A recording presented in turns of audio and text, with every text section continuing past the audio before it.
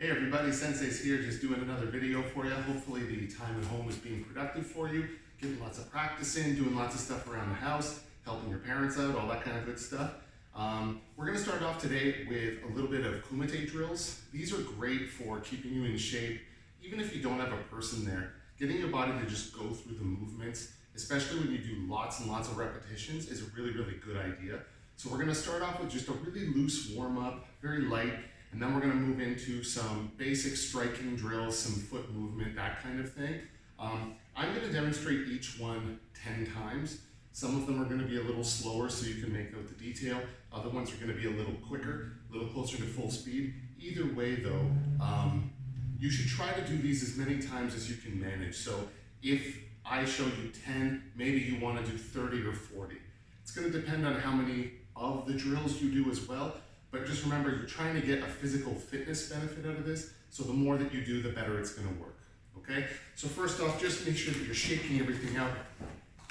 The name of the game with being fast is being loose. The more tight that you are, the less everything is going to be able to move quickly. So you just want to get every one of your joints to loosen up. When you're young, this always feels like a silly thing to do. As you get older, you'll realize the value. So we're going to start off just bringing our knees up. This is going to be done in sets of 2. So I have my hands up nice and high, kind of chest shoulder height. What I'm going to do is bring my right knee up to my right hand, touch the floor with my foot, and immediately bring it back up to my other side. And that's going to be 1. I'm going to demonstrate 10, pardon me, and I'm going to alternate sides every time. So that's 1, 2, 3, 4, 5, 6, 7, 8, 9, 10. What I want you to notice about the cadence, the timing that I'm using there, is I'm actually trying to put more emphasis on the second technique than on the first, because I want your foot to bounce off the ground and rock it back up for the next technique, which is going to be really valuable.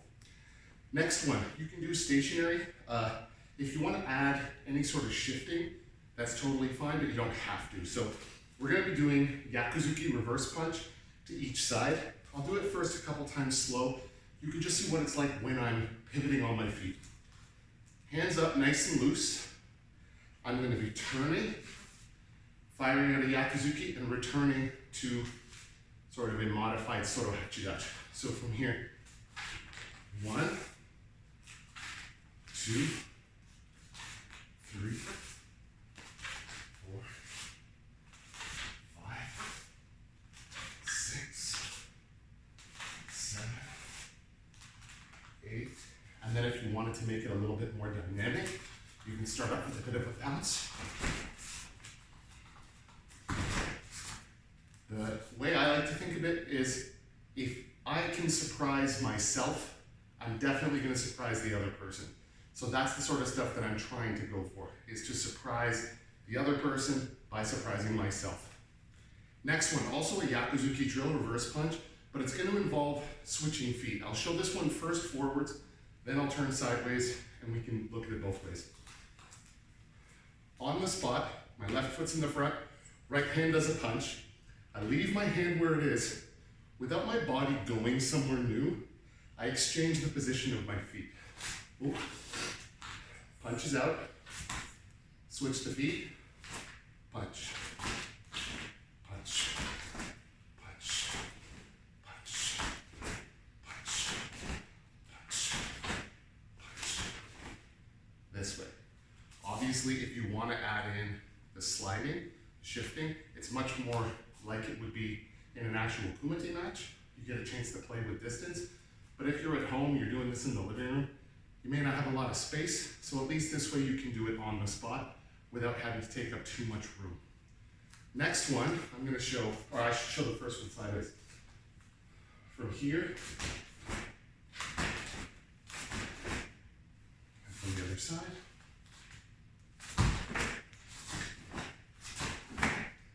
Something like that. Next one is going to be a gono-sen drill. For those of you who are at home clapping in front of the video right now, gono-sen. So we're gonna do in this case, not 2 punches, but a block and then a punch. I'm not really bothered what kind of block it is. If in your mind it's more likely that you would do a high block and then a punch, go for it. If you're smaller, that's probably more common. I'm a little taller. I'm usually going to be pushing downwards or sideways. So I'm going to be doing a teishoken.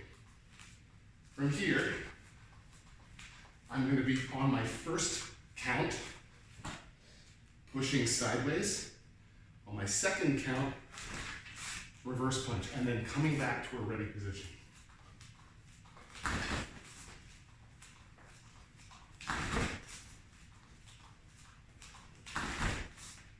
Something like that.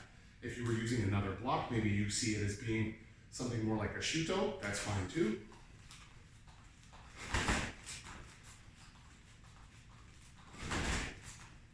Or whatever you like. So trying a few of these repetitions both ways, always returning to a ready stance when you're done, that's something that's going to be really important.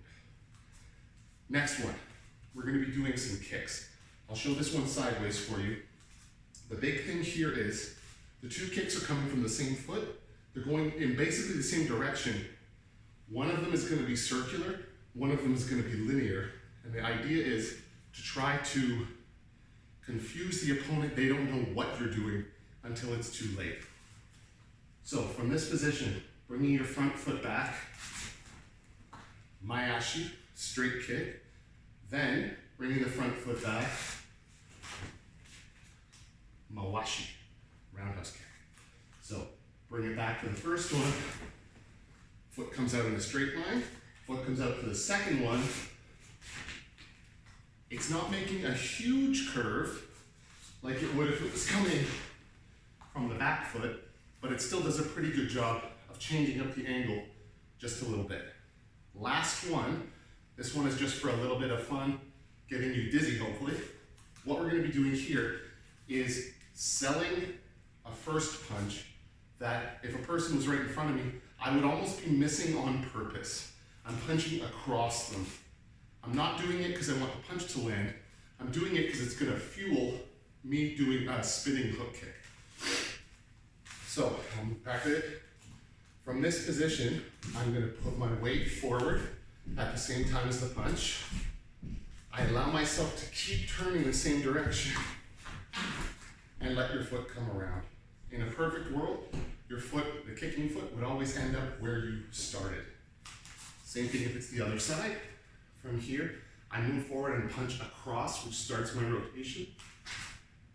Continue spinning, and your foot goes back to where it began. That's plenty for you to have some fun with. Try all of them a whole bunch of times. Make sure you're not kicking some picture off of a piano or something like that. Stay safe, wash your hands a lot. I'll see you guys all soon.